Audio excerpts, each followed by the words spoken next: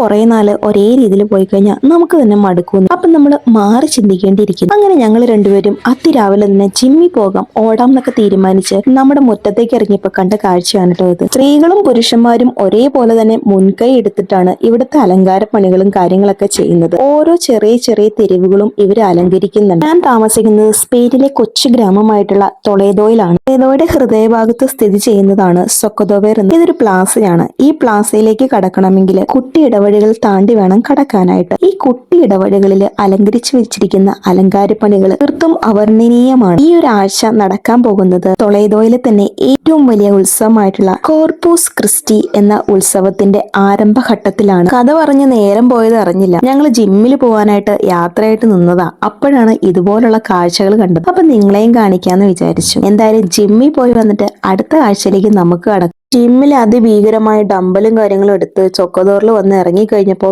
Guys നോക്ക്, ഇതാണ് കാണേണ്ട കാഴ്ച.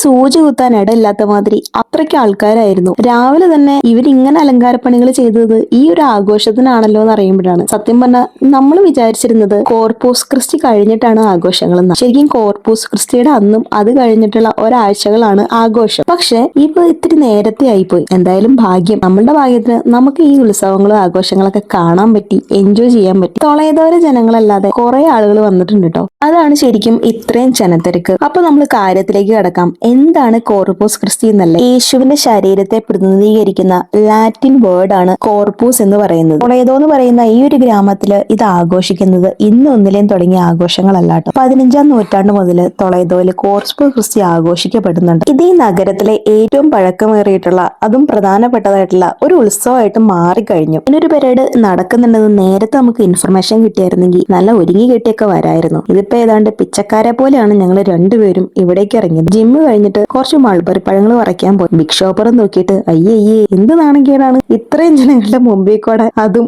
ബിഗ് ഷോപ്പർ നോക്കി പിടിച്ച്. എങ്ങനെയെങ്കിലും വേഗം വീട്ടിൽ പോയി ഒരുങ്ങി കെട്ടി വരാം. അപ്പൊ ഞങ്ങൾ ഒരുങ്ങി കെട്ടിയിട്ട് അടുത്ത വ്ളോഗ് ചെയ്യുന്നതായിരിക്കും. അപ്പൊ അത്തോള് ഗൈസ് ടാറ്റാ.